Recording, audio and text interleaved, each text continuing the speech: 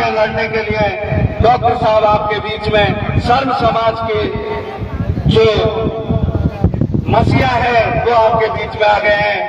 अब जो भी फैसला होगा इस महापंचायत का वो आपके बीच में होगा। सभी शांति से बैठ जाए, सभी से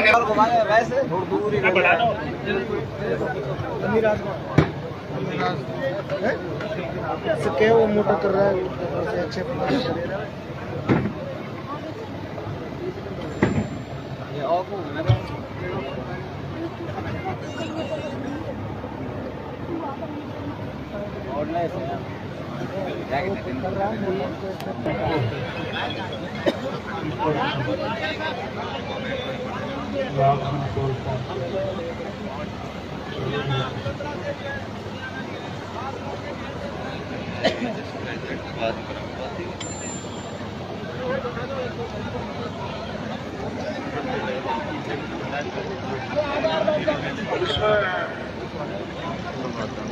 ऐसा पंच है जो अध्यक्षता करने कार्यक्रम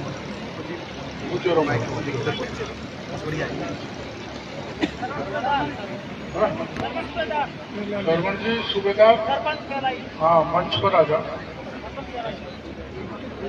सरपंच साहब, सरवण सूबेदार जी,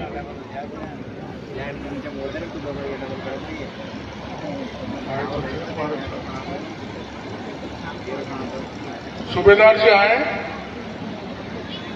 सरवण जी मेरे साथ ही आए थे, कहाँ रह गए?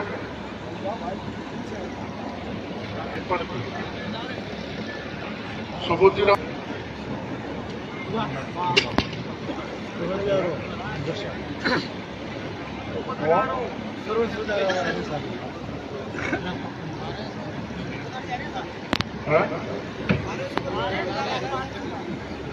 तो चलो इनकी अध्यक्षता में कर रहे हैं। थाली बजा के स्वागत करा जी का।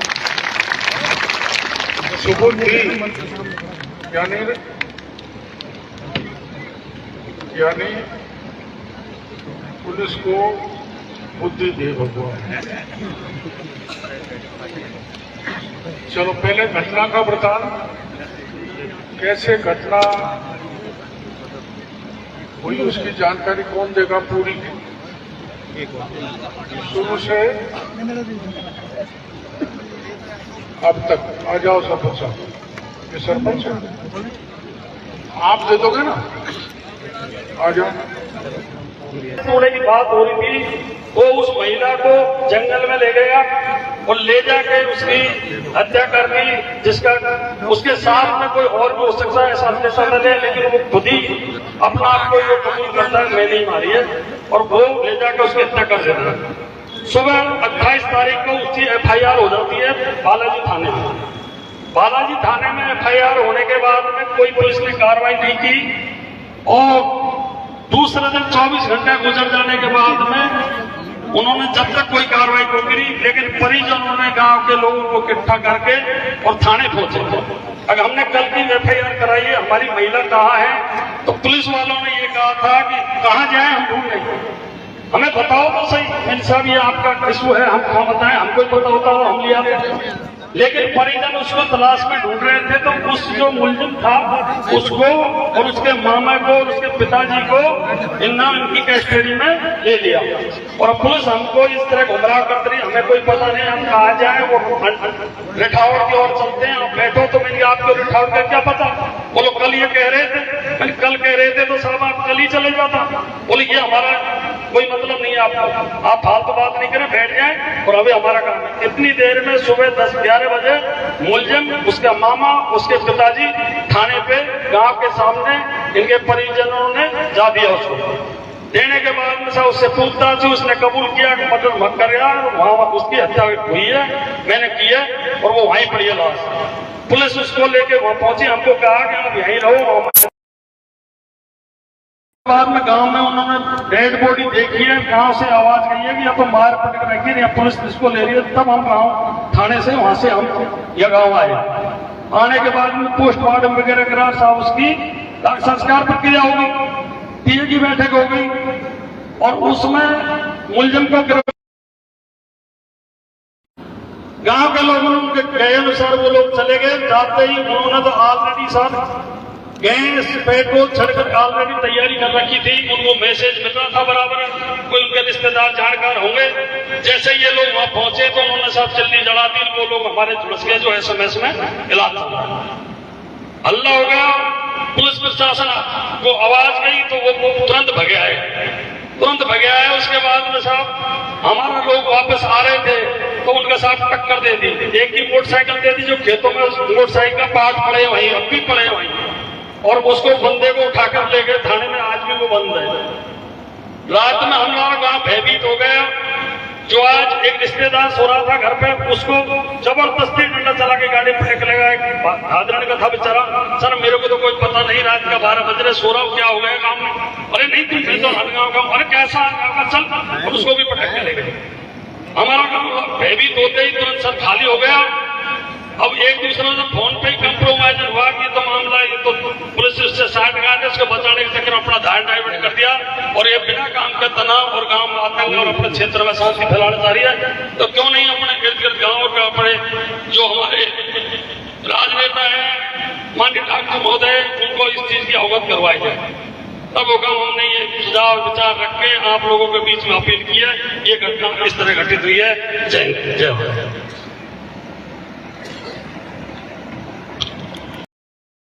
वो जो बोले हैं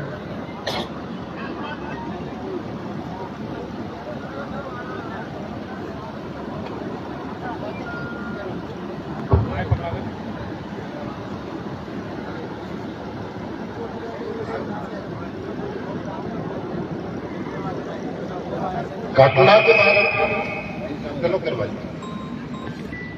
घटने के बारे में तो साहब डॉक्टर साहब जो बताइए, जो आपके सामने बात है, लेकिन दुख इस बात का है हम गांव से पूरी तरह भयभीत था पूरा गांव, और 20% लोग को गांव को ब्लॉक कर गए, मतलब गांव को छोड़ गए। क्योंकि दुखी थे तो हमारे मतलब मर्डर के भूलने का तो हमारे पीछे पड़कर तुम पाएगा। कल ऐसे तो की करे तो मेरे साथ में कोई बात कर बताओ यार, जितने भाई बात कर लेता सर तो ये क्या भाई क्या करते करता था दूर को ज्यादा नहीं उड़ता। तो साहब मेरे भी डॉक्टर साहब है मोहम्मद भाई 10 बात को कर, क्योंकि कोई घर में किसी को न कहता। मेरे बहन साहब 10 आदमी में जो उठा लिया वो तो हम और चिंता कर रहे मैंने साहब 10 आदमी दूध बात को बढ़े बताओ कब 50 आदमी की बात कर ली। अरे नहीं था तुम 20 आदमी इकट्ठे कर रहे हमारा। मैंने सोचो रिक्शा भी जा रहा भाई अलाव करने के बाद आई बात है। एडिशनल साहब आए, मैंने एक सत्र की मैं साहब गाड़ी लगा दी निकलेंगे पुलिस एक 50 गाड़ी नहीं रख रहा है। बाद में हड़ो पूरा गाँव खाली हो और लोग वहां भाग सरपंच साहब ज्यादा गाड़ी को 10 गाड़ी ले रहा हूँ। मैं 10 से कहता हूँ 20 आदमी की आप बोल रहे हैं 20 आदमी इकट्ठा होगा, फिर ठीक है 2-3 गाड़ी ले रहा हूँ। 20 एक आदमी साहब इकट्ठा होगा। एडिशनल साहब आया, क्या बात है? सब बात यह है हमारी एक औरत मार दी, गर्भवती महिला थी, जगन अपराध हुआ और ये बात है। अपराध तुमने नहीं किया क्या? तो हमने कहा अपराध कर आग लगा दी, ये कर दिया फिर कर दिया। हेमंत साहब ने कहा आक्रोशित लोगों ने आग लगा दी, घटना होगी। अब क्या कुछ तो शांत करो महाराज, आपको 4 दिन का अल्टीमेट है। मैं उन दोषी को काम में फंसाऊंगा। हमने कहा साहब ऐसी न्यायालय करो।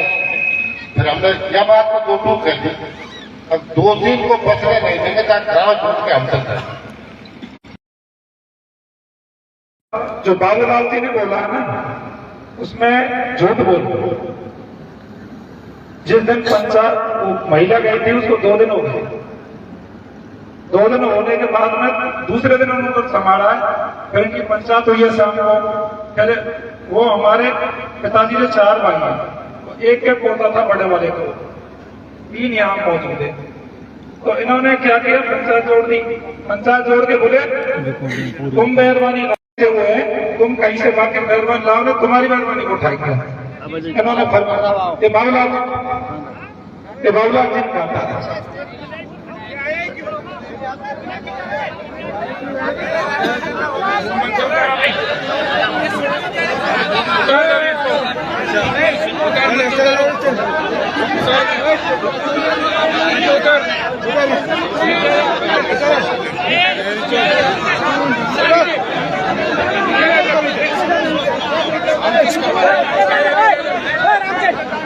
जो दोषी को आदम तो नहीं आती है साहब 28 को नहीं आती है ठीक 28 में तो आदम तो रहेगा साहब आदम तो नहीं आएगा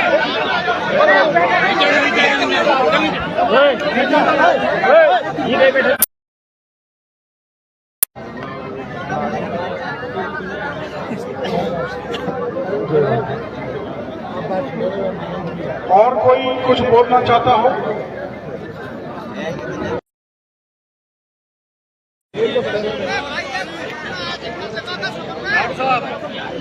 हमारे मिश्रीलाल जी है कि बढ़िया आदमी है मिश्रीलाल मेरा करोड़ी मैं आपसे निवेदन चाहता हूँ कि उनकी भाषा सुने। हाँ सुना ना, तो उन्होंने जो ऑब्जेक्शन दिया था उसकी आप सुने। लो मिश्रीलाल जी लो।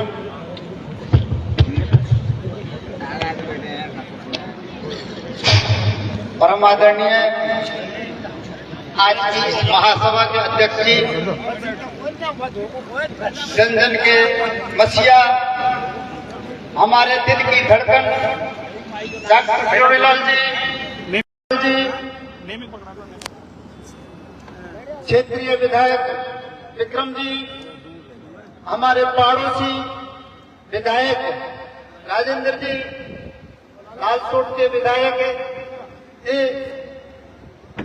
मेरी आपने कहा किसी की बोलने की इच्छा है, मैं तो साहब आपके चरणों में निवेदन करूंगा कि आपके सामने बोलने की हिम्मत किसको है? हमारे आप मसीहा हैं, बोलना तो आपको है, हमको तो सुनना है और हम आपकी सुनते आए हैं, हमारा जीवन पूरा हुआ आपकी सुनते रहे हैं और आपकी हम सुनेंगे। मेरी आपके सिर चरणों में भी निवेदन है, मैंने ये कहा था कि दोषी को वो डायरेक्ट आकर के ये कराए, बाबूलाल जी झूठ बोल रहे हैं। मुझे बड़ा दुख हुआ, एक दोषी आदमी हमारे समाज की पंचायत में मंच में छिड़ करके ये कराए, बाबूलाल जी झूठ बोल रहे हैं। जबकि डॉक्टर साहब हमने पूरी जानकारी ली है, नांदी का बच्चा बच्चा भयभीत है और बच्चा बच्चा आपके सामने झूठ नहीं बोलेंगे, ओरिजिनल सत्य है, कोई असत्य बात नहीं करेगा आपके सामने। मेरी आपसे प्रार्थना है, नांदरी गांव के पंच पटेलों ने जो निर्णय लिया है उस निर्णय पे आपको अमल करना है, मेरे आपके चरणों में निवेदन है। और जो यहाँ के पंच पटेलों ने जो फैसला किया है उसमें हमने आपसे, इसीलिए हम सभी समूह बैठा है जनता, हमको कहा डॉक्टर साहब आ रहे, डॉक्टर ऐसी बहुत ही पंचायत होती, बहुत ही मर्डर होते हैं, मगर कोई दिक्कत नहीं।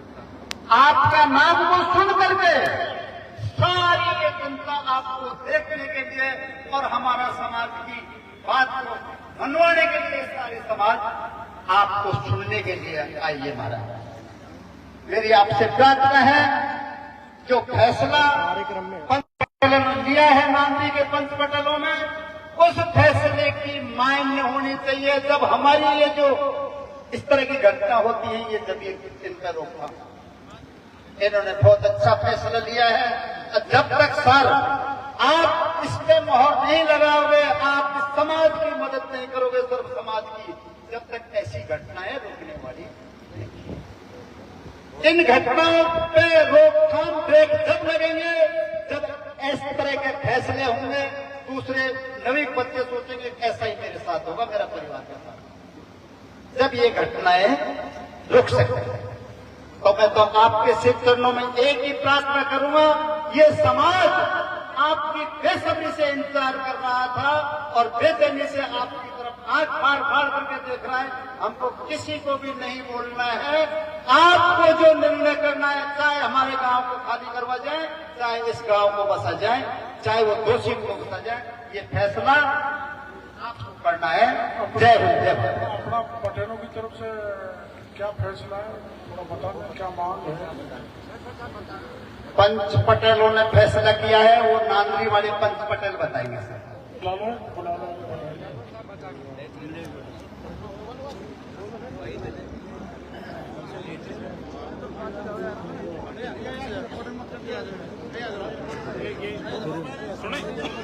रिकॉर्डिंग